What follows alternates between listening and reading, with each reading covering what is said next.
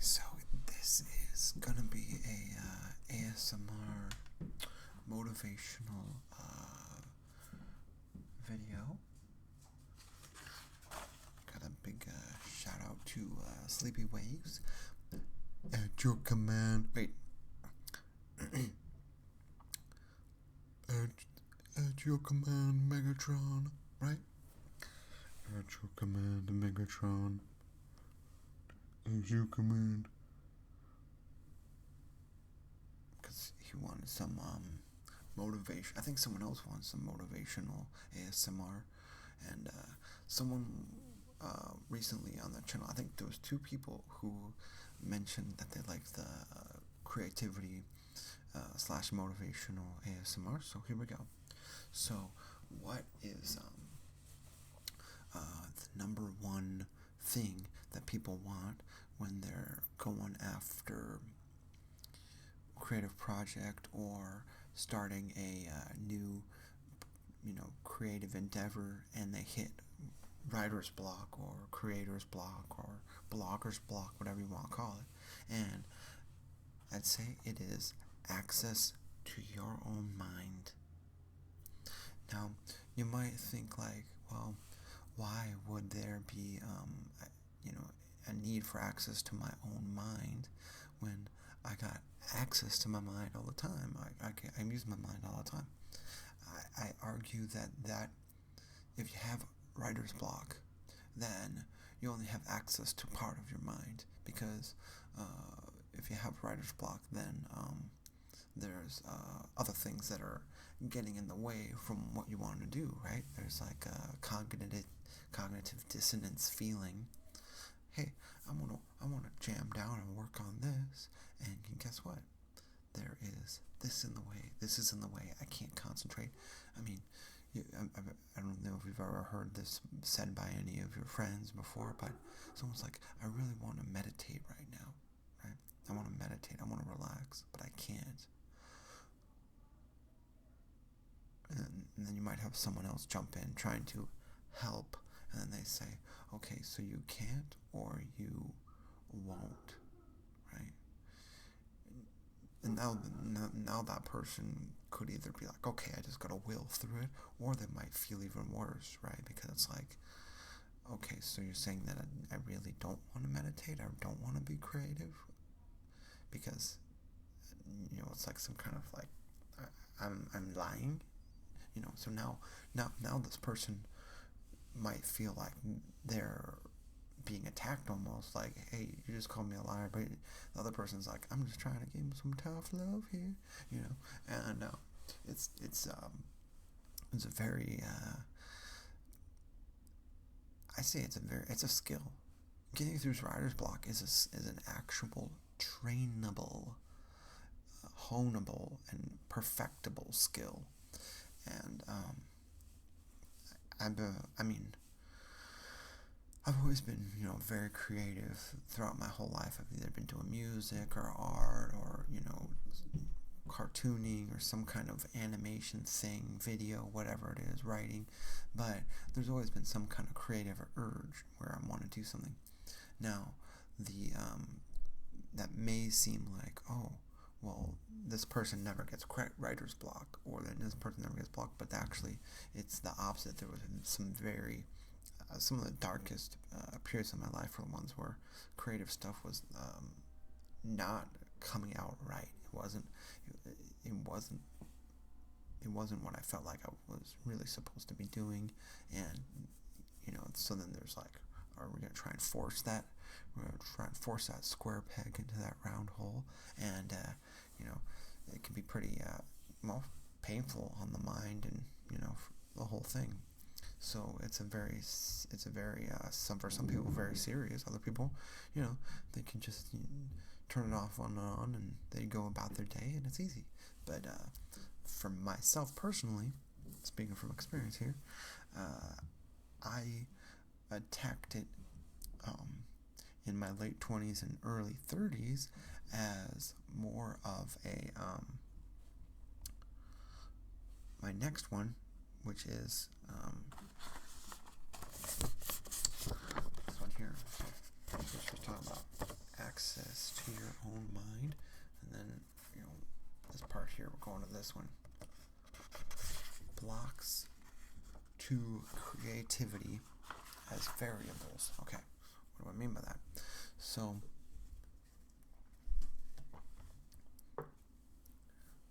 are you, I'm going to use the you thing, so, bear with me, but are you blocked all the time? 100% of the time for, let's say, a month. Are you 100% blocked, or do you have some points where you're able to get something done? Think about that for a second.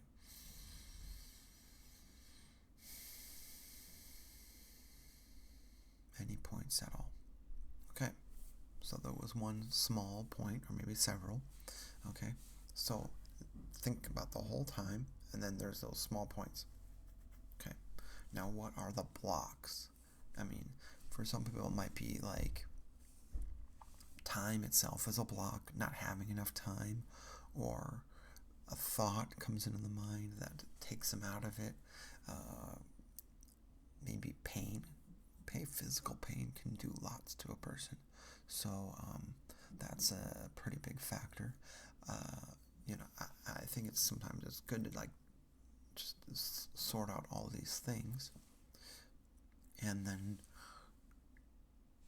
maybe solving those things, and then reevaluate, do I have the will to get through this writer's block and create, right? Because there's kind of one of the previous approaches I was talking about in a previous video was the write the first word, and that's kind of the easiest one, but that's more for someone who's having like pretty light writer's block, where it's just like, I don't want to do it right now, but I want to. I don't know if I want to. I don't know if I want to. I don't want to. I don't want to. Well, I want to. So just write that first word, get that first brush stroke, and then they're going. They're flowing, right? It's almost like the ketchup bottle. Stick the knife in it, tap it, whatever it is to do it. And things are coming out, and you got your ketchup all over those fries. And so that is the easier path, right? If you can go that way, that's great. If it's more serious writer's block, I would take this approach. Treat it as these are variables. So is the room that, let's say it's a house, right? Or let's say you're in my situation, you got an apartment. Is there too much stuff? Is there not enough stuff where the room feels cold and desolate? Are you feeling like you're blocked by things? When you look around your living environment, or maybe your working environment, maybe you don't write at home. Maybe it is that the home isn't the place for you to get your creative stuff done. Maybe it's at the studio that you pay money to go to. Some people are all about that. And they just slam it out for hours and hours, and they're just like jamming. Other people, maybe it's a neutral space like a library, Starbucks, something like that. A friend's house. You won't believe what creativity could be a solitary thing, or it could be a community thing. Some people can only be creative when they're doing it with other people, and that's the best thing possible. It kind of reminds me of The Sims, when you play chess. The Sims 1, where you could play chess and invite someone to come to your house and play chess, right? If they play chess with you, you got your social points go up for the day, which puts you in a better mood. Your fun goes up, and your logic goes up. And well, why can't painting or writing or whatever it is you're doing? Maybe it's programming. Maybe like programming in groups. For me personally, let's say I'm doing some coding stuff. Just Googling things and searching things, and then going on forums. It's almost a social thing, like Stack Overflow, checking out those forums, and just seeing what other people, how do they solve it? Does this person make sense? Does this person make sense? What's the fastest route? and it's almost a semi-social thing, even though it's not. It's completely virtually social. I mean, I'm not saying it is, but for me, it's almost like um, I feel like there was some kind of people connection, even though it's very light. But I mean, I'm reading what someone else did. I'm reading the code. Sometimes code can be very interesting how people write it, and it's like, okay, I see how you saw that. That's interesting. I don't even need that though. I could just drop that in. Bam, done. So break down the variables. What are the variables? And then the next one, the path to creativity as a formula. So, this may not be for everybody, but for me, if my room's clean, if sometimes it might be I need to eat something, um, or it's not the idea of eating something. It's more like there's something in the fridge. So if I do get jamming, I have food here. That could be you could say a type of formula where apartment's clean, there's food in case I do get hungry, not too much that if I ate it all I'd fall asleep, or maybe it is, whatever, and then see how it goes. Okay, perfect scenario, right? Sometimes all those things are set and there's still nothing. Well, it's like, okay, well, maybe I'm tired, maybe I need to sleep. So you sleep. You wake up. Nope. Still can't do it. What's happening? But you're trying all these things. Okay, apartment's clean. There's food. I ate food. I have backup food. I slept. Woke up. And I'm still not feeling like getting anything done. Well, okay.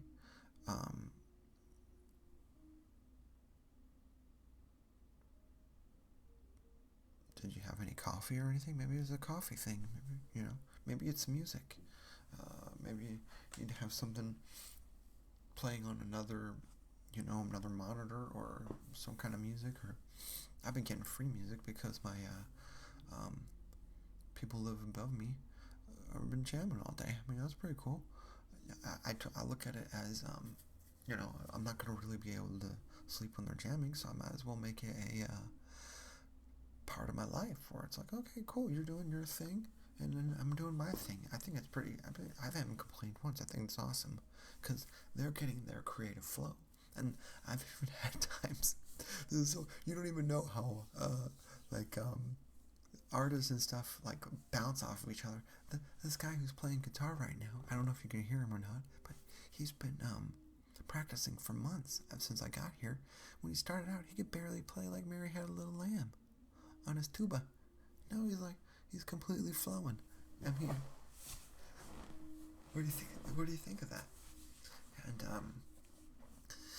he's just jamming it. I haven't gone up there once to say, hey, you're playing tuba too late. Dude, I'll just be listening, but okay. Mary Had a Little Lamb. Gotcha. Okay, London Bridge is falling down. Sounds good. Then just a couple months later, it's all good. If it gets too much, I just turn on my own stuff up. I got some Pink Floyd I played the other night because I just was like, okay, I need to sleep. I need to wake up tomorrow. I need something to knock me out. So I listen to Pink Floyd's Metal, and is it social? It's not social, but it's still some kind of other interaction thing. So it's not like this blank canvas white room feeling, right? Which I think can sometimes almost create a performance anxiety of the self, where it's like, oh my gosh, it's really me making whatever it is. I don't know what to do, And so treat it as a formula. If you keep trying all these things, maybe it's not your week. Maybe you had a tough time at school or work or whatever it was. Hang out with some friends. What's wrong with that? Make some new friends. Let me think. What else could there be?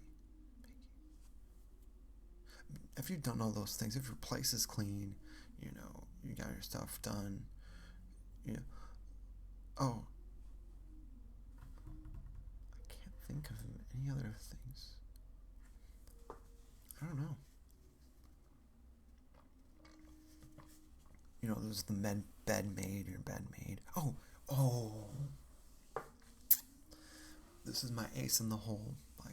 This is when I'm hit like a serious writer's block. I'll just be like, I'll just look around my room, look around. I'm like, do I need this? Do I need this? Do I need this? Do I need this? Do I need this? Do I want this? Do I need this? Just start collecting things that I either want or place is already clean or whatever, but there's still stuff. Nothing is better for the mind and creative mind than sacrifice. Nothing. It's almost like the ace in the hole. So after everything else is done, you're all ready to go. You're still not over the edge. It's like, dude, I finished watching that, or that doesn't work anymore. I can recycle that. I can donate this thing to Goodwill, whatever it is, clothes. Maybe a book you're never going to read again. You already mastered it, but it's not necessarily something you'd want to give to someone, because then it's almost like now the ball's in their court. Like, I don't know if a friend of mine is going to want a book on, what was the last one?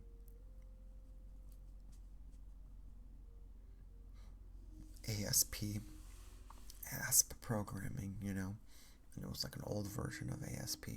No, none of my friends are going to want to just read that. It was like ASP from 6 years ago. I got it for $1, but for me it was fun to read. After I got through with it, I donated it. And then also, whenever I donate something at Goodwill, I'll give them some stuff that I like is actually solid, good stuff, and then I'll be like, hey, can you recycle this for me? I don't need this anymore, but it doesn't exactly work. They'll usually hook me up, and then so that's a good feeling. Like, it's a charitable charity. You're recycling. You're getting rid of something that you don't need. Now you got some space for some creativity. Let's make a mess. But instead of making a physical mess, it's let's make a mess with maybe making something that isn't perfect yet. I think that has value. This one, I really like. What other people have or experience doesn't need to be fair in comparison to your situation. So this one's really tough, because you only get to this point when what would it be? You only get to this point of thinking when you've kind of had that look in the mirror moment over and over and over and over again, and you start creating, right? So remember, I'm not talking about anybody specifically. This is something I went through myself, right? But there's some of the times when I'm being creative and I'm like, this other person's got this situation and their stuff's great. Yeah, your stuff's great. Your stuff's great. But I mean, you got that stuff. You got that situation, and I don't, so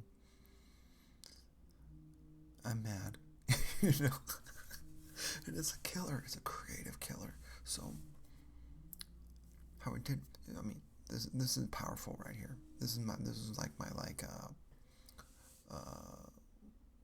Zelda 2 when you get the hammer. Once you get the hammer, things start moving up. And so for me, that's my hammer thing. So I'll be like, hey, I'm not jealous. I'm happy for you.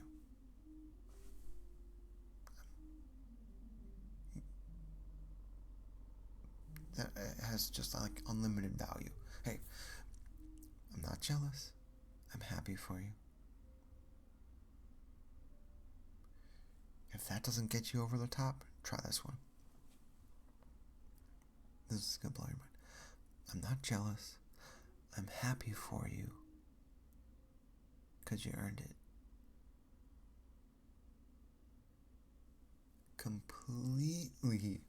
Completely crushes the whatever it is, like the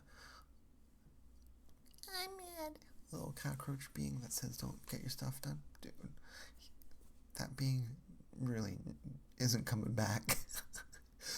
Like, it might come back once a year or something, and they're just like, hey, yeah, okay, I'm not jealous, I'm happy for you, you earned it, you deserve that situation. The being's just like, this sucks, man. because it's like, they're just gonna leave, you'll find somebody else, you'll find. I don't want to talk. Wait. This sucks, man. You. Just gone. It's just. And then this one's good. Making it fair probably won't benefit your art. So, what do I mean by that? Like, let's say, this other person's got this situation, right? And then, or, they're got their own flow, and personally, you're in a different situation, right? And it's like, this isn't fair, so I'm gonna somehow make it fair, right? I'm gonna make it so maybe you're buying something that can lead to bad shopping habits, right? I'm gonna make it fair, and so I'm gonna get what I deserve, dude. If you start getting what you deserve by just shelling out, you're probably gonna start getting what you deserve. So I'll be careful with that, because it's about creativity. It's not about just kind of like throwing down in order to create that space. Usually the space, to tell the truth, I got so much done when my computer blew up. That was one of my most productive couple of months. My computer was completely blown. I couldn't play any games. I couldn't do anything on that one, and but I could multi-screen, right? So I got a ton of programming done, handled. And then what happened? When I saved up for a new computer, I appreciated it more. So even though I can probably, I can run as much stuff on this as I wanted to, I don't abuse it like I would if I was, maybe like I was when I was gaming when I was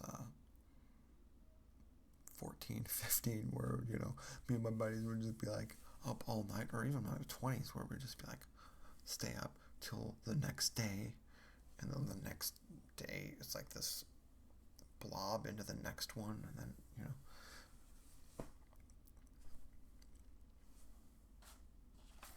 it's making things fair isn't necessarily going to benefit your art. Usually the more unfair things are, the better your stuff will be. It's like the unfair truth. Here's another. We're going to wrap up with this one. Samurai swords get a lot of TLC. So what do I mean by that? I don't know if you know about the samurai sword process or whatnot, but I watched a video, and they basically hammer it a lot, and then they flop it over, and then make it again, and bend it over on itself, bend it over on itself, bend it over, flop it over, hammer it, make it hot, hammer it, bang, bang, slam it, bam it. They're doing it over and over again. It's getting a lot of love, right? So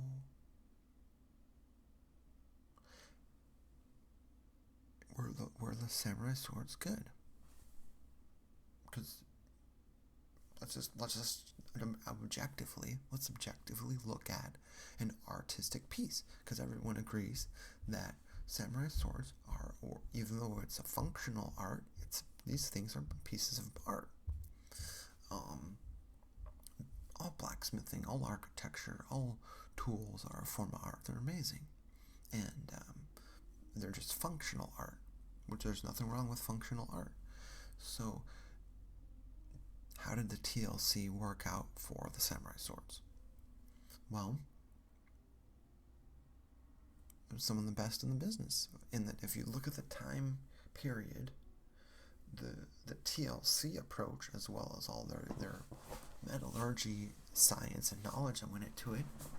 It's almost all documentaries and stuff that talk about the katanas and the samurai swords and all these, long ones, short ones. The ones that had the most real attention to detail, working it over and over again.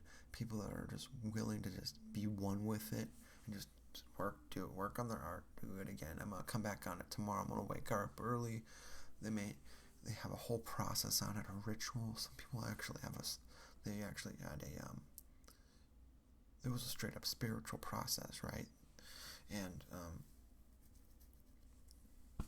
it was unparalleled. And what can you say? So my question would be, is your process something that you love? I'm not saying the art itself. I'm saying the process.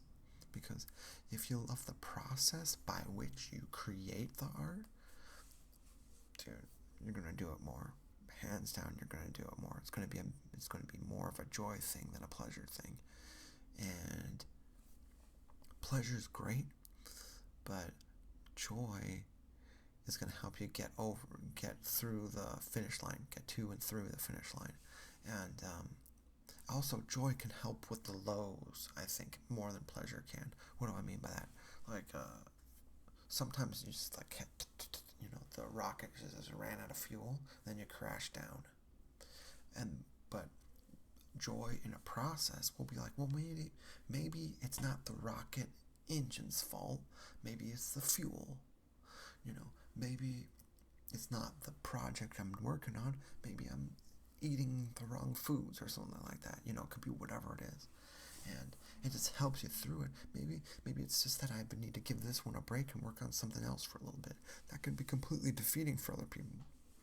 That could be completely destroying. But if you truly are joyful with your process, how is any low going to stop you? Any low is going to become a reevaluation point or a break.